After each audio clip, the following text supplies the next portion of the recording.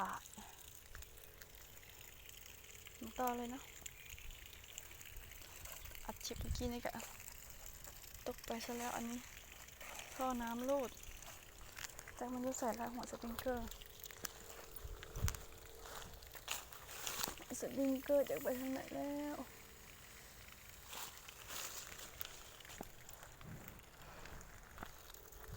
เอียงมาข้างนี้ก่อน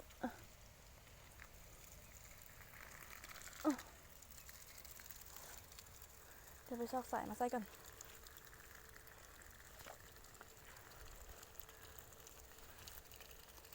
ช่วงอัดชิปกับปิดนี้กันเนาะโอเคทำอัดชิปกันยังอันนี้มันต้นปลูกได้ปีแล้วแต่มันบ่ใหญ่อาจจะได้ขุดเอาออกที่หาบได้ทะเลนี้มันจะได้ขุดออกแล้วแหละเพราะว่ามันบ่ใหญ่เลยมันก็คือกับแถวนี้ทั้งแถวนะจะได้ขุดออกหมดเลยเพราะว่ามันจะบ่ใหญ่แล้วแหละ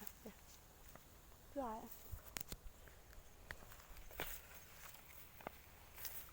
ตัวแมงไหมเขาปากอันนี้ดีนะอันนี้นะเขาเอาต้นใหญ่มาปลูกต้นที่เขากล้าใส่ถุงไว้ปีนึงแล้วเขาเอามาลงแล้วมันใหญ่เลยไม่มีปัญหาอย่างเลยเบิ่งระหว่างต้นปีนึงที่เขาเอาลงเขากล้าใส่ถุงดำไว้ปีนึงเนาะแล้วเขามาเอาลงใหญ่ปลูกง่ายอีหลียอมรับเลยตัวนี้แต่สิพามาเบิ่งต้นที่เขาเอาต้นน้อยลงสมสัดส่วนของมันเนาะแถวนี้เขาก็เอาต้นใหญ่ลงต้นที่เขากล้าไว้ปีนึงมันบ่หลายมี20ต้นที่เขากล้าไว้ปีนึง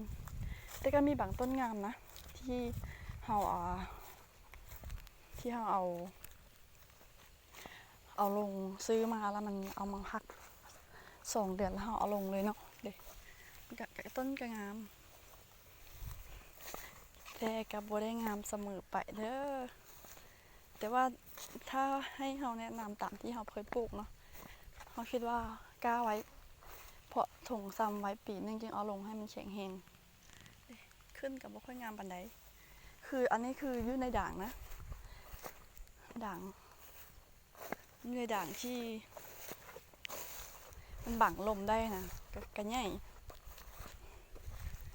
แต่ว่ามันก็ค่อนข้างเหลืองเนาะสู้กับสภาพอากาศเมื่อกี้นี่โอ้อุณหภูมิลง9 องศาเลยเดี๋ยวไทยต้นทุเรียนเขามีปัญหาเลยเด็กอะ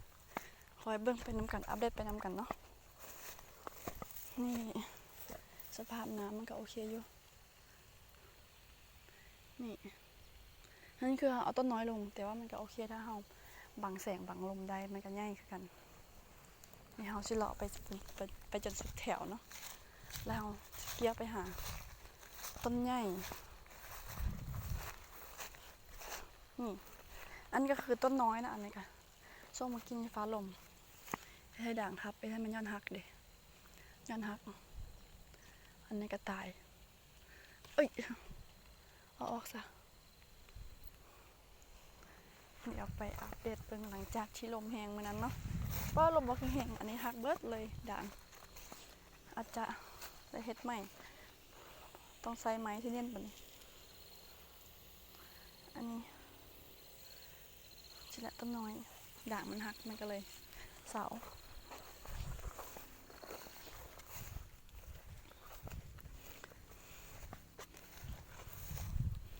คอยอัปเดตส่วนเป็นนำกันเรื่อยๆนะอาจจะโบเก่งนี่เนาะเริ่มเฮ็ดอัปเดตอาจจะทิศละเทื่อเดือนละเทื่อสิก็ว่าไปเนาะมีเวลาความเหมาะสมสังเกตได้เลยต้นน้อยลงเอาลงกับลงต้นใหญ่ลงแล้วก็งามเลยดีที่สุดคือเอาต้นใหญ่อายุที่เขากล้าได้ปีนึงจึงเอาลงการในถุงแล้วมันจะแข็งแรงเลยอันนี้คือเอาต้นใหญ่ลงมันก็แข็งแรงเลยทรงพุ่มง่ายเลยเดี๋ยวย่างข้ามมาคุกพี่เลยคุณนี่เขาจะบ่ไปเนาะเพราะว่ามันกระต้นใหญ่อันนี้กระต้นใหญ่เอาต้นใหญ่ที่กล้าใส่ถุงดิกล้าใส่ถุงแล้วเอาลงต้นใหญ่เรื่องน้ำก็แห้งก็ได้ทุกต้นนั่นแหละใส่ปุ๋ยมันยังบ่ละลายบ่จับ เราใส่ปุ๋ยบางที่อากาศที่ในกะ2 อาทิตย์เนาะแต่ว่าบุทันกะ3 อาทิตย์กระแทงยอนเรื่อยๆนี่คือเดือน2เด้เดี๋ยวเราอัปเดตเรื่อยๆนะไปเบิ่งนำกันว่ามันจะเป็นจังไดแถวนี้ถือว่าสมบูรณ์แถวทุกต้นเพราะว่าเราเอาต้นใหญ่ลงเด้เดี๋ยวมาเบิ่ง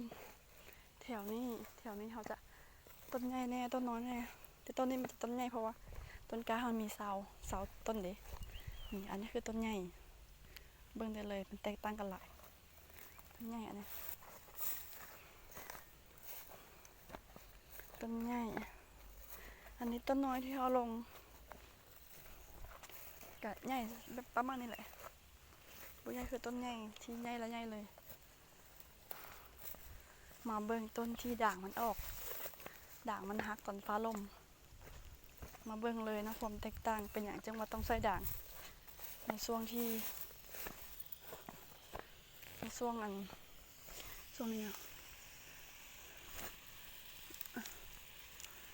น้ำก็บ่ค่อยถึงนี่เพราะว่าด่างมันหักจากที่เคยงามๆเป็นสภาพรอดตายกระบุญแล้วต้นนี้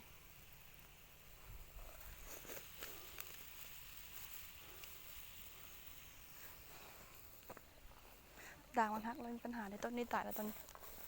นทุเรียนที่เขาตัดที่เขาลงปิ่นนี่ตัดไป2 ต้น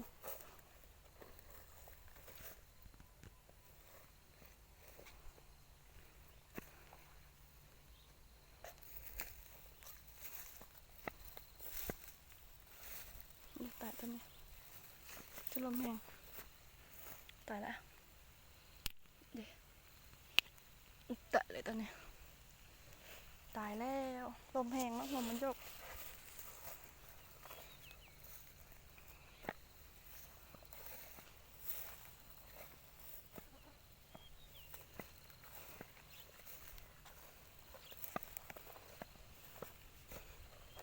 แต่ว่ากระโชคดีนะเขาลงมาเกือบ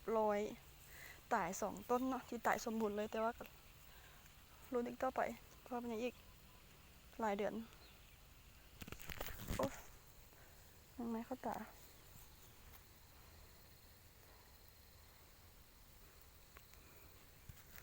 อัดคลิปสัก10 นาทีอันนี้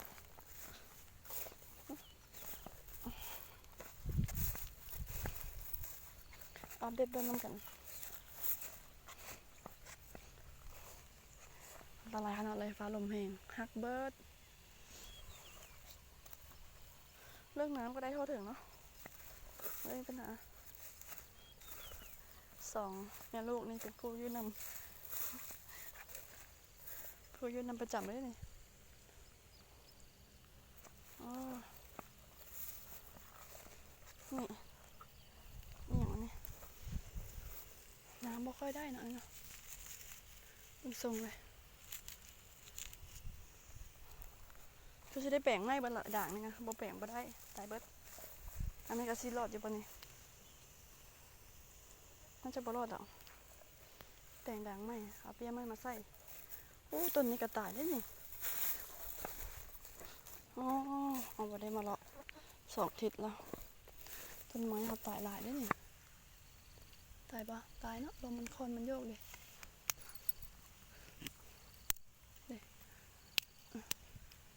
ลมมันคอนมันหักมันโยกลมแห้งอีหลีแห้งแท้แห้งวะมึงที่ลมแห้งเอาบดอัดชิปให้เบิ่งนะ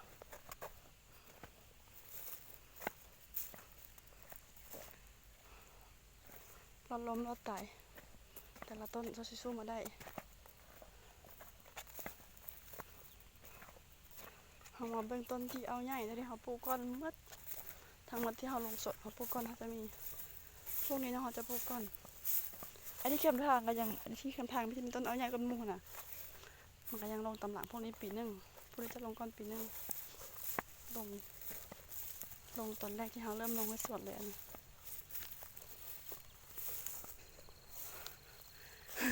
สภาพฟ้าลมแห้งความแห้งของน้ำเนาะประมาณนี้กระเปียกเบิดกระแห้งเลยไปหัวกิน ผีเสื้อเห่าปิ้นบ่ได้นี่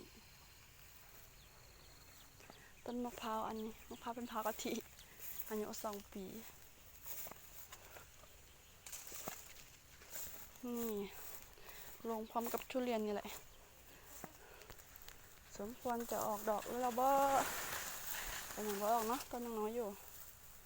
ยังบ่ตัดแต่งทรงพุ่มอีหยังเลยฟ้าลมด้วยลมมาข้างนี้แต่ว่ากับต้นใหญ่ก้อนมุงในบรรดาสวนเฮาก็นี่แหละทั่วใหญ่ก้อนมุงเนาะเดี๋ยวมาเบิ่งแถวที่มันเป็นเขตแดดแล้วเฮามาลงก่อนเพราะว่าเฮาก็ลองเสี่ยงเบิ่งว่าบ้านเฮามันสิปลูกได้บ่แต่ว่ามันก็ได้กัดสารที่นี่เนาะสภาพอากาศมันว้าวอันนี้มันจะได้ใช้มีดกรีดออกอันนี้เพราะว่ามันอันนั้นเนาะตอนนั้นเฮาพันมันอีกอย่างเพราะว่ามันบาดเป็นบาดเป็นแผลพันมันระเบิดให้มันเนาะมันก็ง่ายแล้วมันก็หัดไปเรื่อยๆ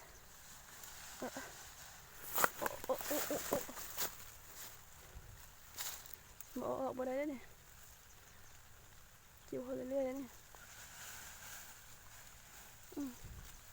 ออกเลยแล้วบ้านี่ตัวนี้มันเนาะ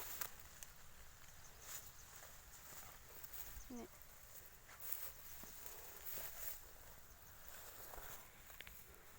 นี่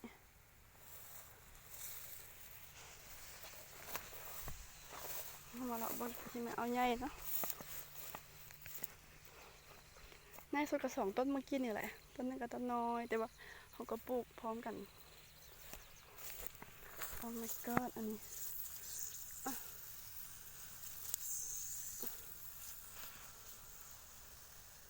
บ่ได้มาแปลงมันเนาะมันจะคนเตะมันได้โอเค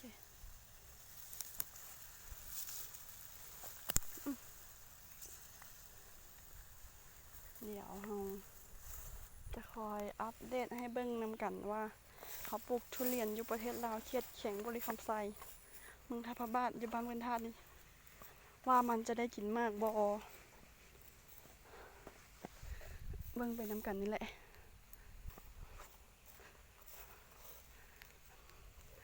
ใหญ่เนาะแต่ว่ามันก็ทนสภาพอากาศ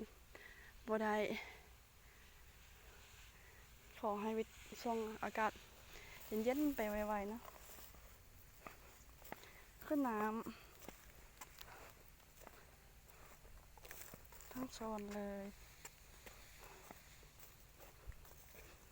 มะพร้าวเฮาตัวนั้นเป็นมะพร้าวน้ำหอมเนาะที่เราเคยอัดคลิปให้เบิ่งเท่าก่อนแต่เราก็ยากกับทั่วเลยเย็บมาเบิ่งตัวนี้มันเป็นอีหยังมันคือหักเย็บอ๋ออันนี้มันจีกน่าจะต้นไม้แมลงกัดมันนะอันนี้คือต้นน้อยมาลงคือกันเรื่องน้ำก็ถือว่าได้เรียกส้มดีสู้วิกฤตลมเย็นมานำกันคลิปนี้ก็จะน่าจะเอาลงเลยเพราะเขาอาจจะบ่ได้เฮ็ดตัดต่ออีกอย่างเพราะว่าเห็นตัดต่อยังบ่เป็นเนาะถ้าเบิ่งว่าเขากำลังเรียนตัดต่อไปเรื่อยๆนะเขาเริ่มเฮ็ดเขาก็อยากรู้ว่าถ้าอนาคตมันใหญ่ขึ้นมาเขาก็จะเห็นจุดเริ่มต้นของเขาเนาะลองเบิ่งไปนำกันอาจจะบ่สมบูรณ์บ่ครบถ้วนบ่คักแน่ก็เบิ่งเนาะหมู่เพื่อนผู้ใดมีความรู้ความสามารถแนะนำเราได้เด้อเนาะเราก็พร้อมที่จะปรับปรุงเรียนรู้ไปตามเวลาเนาะนี่ต้นที่พวกนี้จะเป็นต้นใหญ่ส่วนต้นใหญ่จะมีจากโซน1 โซน 2 โซน 3 โซน1 คู่ 2 คู่ 3 คู่ 4 คู่ 5 คู่มี6 คู่ที่เขาปลูกก้อนลงก้อนปีนึงเราจึงเอาตัวที่มันมีด่างดำมาลงนำก้นก็อยากบอกว่าโบเบิกเลยที่เอาผ้าดำออกเพราะว่าบ่มีอย่างมาบังลมซ้อยนี่คือประสบการณ์เนาะเขาเล่าให้ฟังเบิด เลยเฮาบ่ได้กักอีหยังไว้จักหน่อย สภาพตอนแรกก็เขียวงามดีนะต้นนี้พอลมมาอากาศเย็นที่อุณหภูมิมาลดลง9 องศา2 มื้อเรียนกันทันในเดือน1 ปี2023ไหมเนาะอุณหภูมิมาลง9 องศามี2 มื้อสภาพที่ได้เป็นจังซี่เลยก่อนหน้าที่มีอุณหภูมิลดลง9 องศามันจะมีลมแห้งพัดใบไม้บ่เหลือเลยพัดแห้งได้แห้งวะต้นพวกนี้เคยเขียวเนาะเขียวงามปัจจุบันไม่เป็นอย่างนี้แหละแต่ว่ามันกำลังแทงยอดไม้เรื่อยๆขอให้มันพ้นช่วงเย็นๆไปให้ได้ก่อนเนาะเรื่องน้ำบ่ห่วงเลยบ่ได้ขาดแน่นอนนะขึ้นน้ำ30 นาทีที่เราขึ้นมึงเลยถ้าเขาบ่ามันจะขึ้นอยู่ชั่วโมงนึงเนาะแถวนี้แหละที่มันขี้ร้ายเขาว่าที่เปลี่ยนออกยกจะคู่เลยเป็นไม้เบิดเลยเพราะว่าเขากล้าไม้กล้าต้นทุเรียนไว้อยู่ถ้าจะให้มันง่ายพอจะเอาลงเนาะนี่อันนี้ก็คือกันเคยงามเคยเขียวแต่พอผ่านลมหนาวอากาศเย็นประมาณนี้แต่ว่ามันกระแทงยอดไม้ใบไม้ออดไม้เรื่อยๆกล้วยตอนแรกคิดว่าสิปลูกกล้วยหอมเนาะให้มันบังลมแต่ว่าเป็นการคิดที่ผิดที่เราคิดซื้อปลูกกล้วยบังลมมาทุเรียนเป็นอย่างนี้ว่าผิดเป็นสภาพกล้วยเป็นน้ำเค็ดนี่ได้บ่ก็เลยบ่มีแหงเลยเนาะก็เลยคิดว่าดีแล้วที่ปลูกน้อยปลูกแต่3คู่เนาะถ้าเราปลูกหลายคู่เนี่ยอันตรายคือแบบสันเราปลูกมะกล้วยกับทุเรียนสับกันทุกกล้วยกับมะพร้าวสับกันบ่เป็นเด้อบ่เป็นแต่เฮ็ดให้ต้นพร้าวเฮาน้อยต้นพร้าวเฮานานใหญ่แต่ส่วนนี้เฮาบ่ได้ปลูกต้นกล้วยเฮาปลูกปีเดียวกันพร้อมกันแต่ว่าตัวที่บ่มีต้นกล้วยใหญ่กว่าเนาะเฮาคิดผิดเฮาว่าสิปลูกต้นกล้วยเป็นโฮมบ่ดีรักษาความชื้นของหน้าเด็ดก็โอเคอยู่แต่ว่าบ่ดีเบิ่งต้นนี้เนาะสภาพต้นทุเรียนอีลาอีเรือมามื้อนี้ก็พักไว้ซั่นนี้ก่อนเนาะเฮาอัปเดตสวนทุเรียนซั่นนี้มื้อหน้าเฮามีแผนสิหยุดสระเดี๋ยวไปหยุดสระแล้วเฮาสิเอาปลามาเลี้ยงในสวนนี้แหละคืออาจจะได้ย้ายมาอยู่สวนเลยบัดนี้เสียงงานน้อย